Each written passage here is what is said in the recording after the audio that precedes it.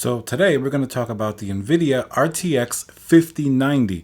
Before you turn away, you may be saying, you don't even have a 4090. Why would you care about a 5090? Well, what if I told you it could be coming this year? Just that very fact, think of all of the ripple effects that would have. First, all of your GPUs now, the value is going to go down. And it also means if you want to buy like a 4090, might be easier to get that once a 5090 is out. And then remember, just because the 5090 is being rumored and it's going to be, they say, these are just rumors, of course, maybe 60 to 70% better than the 4090. Think about that for a second. Remember when the 4090 came out, we would see graphs as to its performance, and it was like ridiculous, even compared to a 3090, which a very short time ago was actually, pretty amazing GPU. It still is with 24 gigabytes of VRAM, still performs really great. I don't think people with 3090s are feeling like it's a 1060 or something like that, like it's outdated. So 4090 is impressive, very impressive. Even people feel like it's overkill. The 5090 at 60 to 70% better, I mean, even if that's counting DLSS 3, that's still pretty impressive. Now remember, something else, the 5090 may be like the Halo product. It may be the, the highest end GPU. And now let's hear a word from our sponsor, VIP-CDKdeals.com, a Windows 10 Pro CD key. Add to cart, you put in code CC20. This will also work on Windows 11. You want to go into your settings in Windows, change and adjust your CD key, click activate, and now let's go back to the video. But look what happened this generation. The 4090 has been much harder to get and much more expensive than the 4080, which was very unpopular. But now we have the 4080 Super at $999, and for all practical purposes, that has kind of taken the role of the high-end GPU that people are willing to buy right now. I mean, as soon as it came out, a lot of people did buy them. They seem to have sold out, but that could also be low inventory. Maybe NVIDIA didn't make nearly as many of these super GPUs as they would have, other GPUs that came before it. So that's a very interesting point. Even though the 5090 may be a lofty goal and it may be expensive, what about maybe the 5080 or even the 5070? You can imagine the 5070 or 5070 Ti being pretty close in performance with the existing 4090. That's how the 4070 Ti played out. It got very close to a 3090 Ti. So that level of GPU kind of beat out what used to be almost $2,000 in a 3090 Ti and something that's about $799 in the newer 4070 Ti. Not even getting to the 4070 Ti Super, which basically gets a lot closer to what the 4080 was for $799. So you can imagine a 5070 not being too far from what the current 4090 is, or at least close to a 4080 Super. That's definitely pretty impressive if it stays in that same price bracket of like, $599, $699 tops. Who knows if NVIDIA is going to increase the pricing there. One of the other ripple effects that a 5090 potentially will have is it going to be available? Like the 4090 is already not the easiest GPU to get a hold of. During its life, it's had several times when it's been very difficult to find it in stock. It was even scalped by, third-party resellers early on in its life, making it very difficult to get.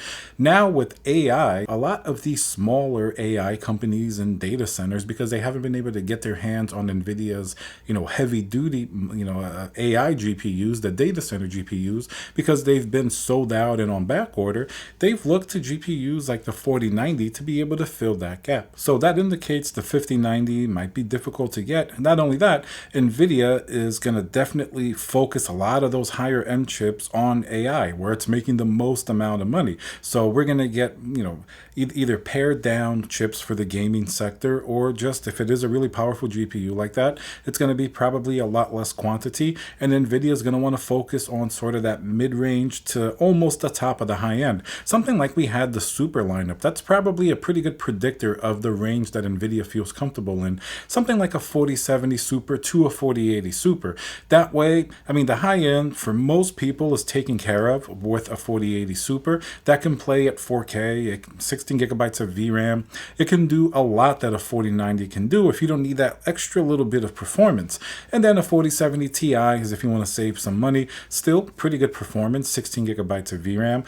Obviously, the 4070 Super is going to be where it's more attractive for buyers at $599, and 12 gigabytes of VRAM for 1440p has proven to still be adequate, even though it's getting really long in the tooth this day and age. We would rather see a 5070 at 16 gigabytes of VRAM, for example, and like a 4080 at least 20 gigabytes of VRAM. So, or a 5080 rather. So hopefully NVIDIA will make that change going forward.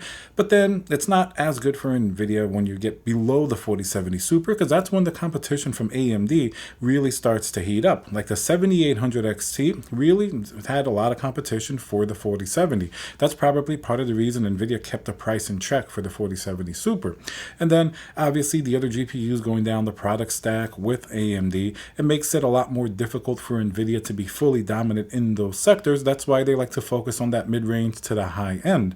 Now, AMD does have some competitive GPUs, especially when RTX 4000 came out, 7900 XTX. It wasn't a bad GPU at all. 24 gigabytes of VRAM. Rasterization is close to or beating the 4080 in many cases in many different games. And then, of course, with the caveat that ray tracing, and it's not going to have DLSS 3, which is smoother and better in a lot of games compared to FSR, but still the AMD software, has definitely caught up a lot, and that was, a good bang for buck, if you will. It used to be $999, but with the release of the much newer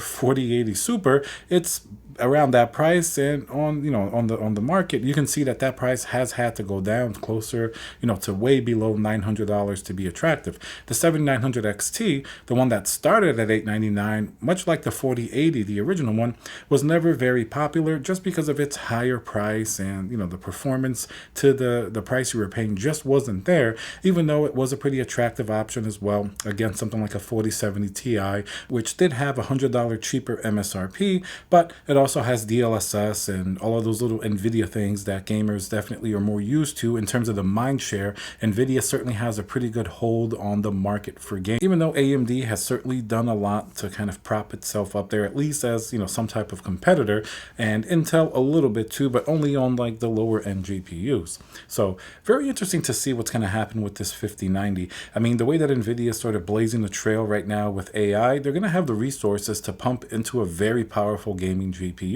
And if it's going to be available or too expensive or not, that's something we're going to have to see. But this is also going to detract maybe AMD from RDNA 4 and whatever GPUs are coming out next. Because if you have such a whopper of a 5090, if it really is that much better than a 4090, who knows if NVIDIA or AMD's next generation GPUs will even, be too much better than a 4090, put it that way. And imagine a 5090, that's going to be, very, very interesting, because even the 3090 Ti has some benefits against a 7900 XTX when you're talking about sort of the NVIDIA specific, technologies, and, with ray tracing, it's very competitive. So it's not exactly apples to apples here. So a 5090 or a 5080 certainly is going to be very impressive, and NVIDIA can keep pressing their advantage going forward, making it a lot harder for AMD to compete. We've even heard rumors AMD was going to drop out of the high end completely and focus probably just on that, like, 7800 XT and below tier, sort of to compete with the 4070 and below, where they can, maybe get a little bit better grasp on the market. The high end, especially with NVIDIA's advantage in AI and technology, certainly is going to be interesting to see how it pans out and translates into the gaming market. All right, guys, so let me know what you think down below. Remember to subscribe, and I'll see you guys on the next video.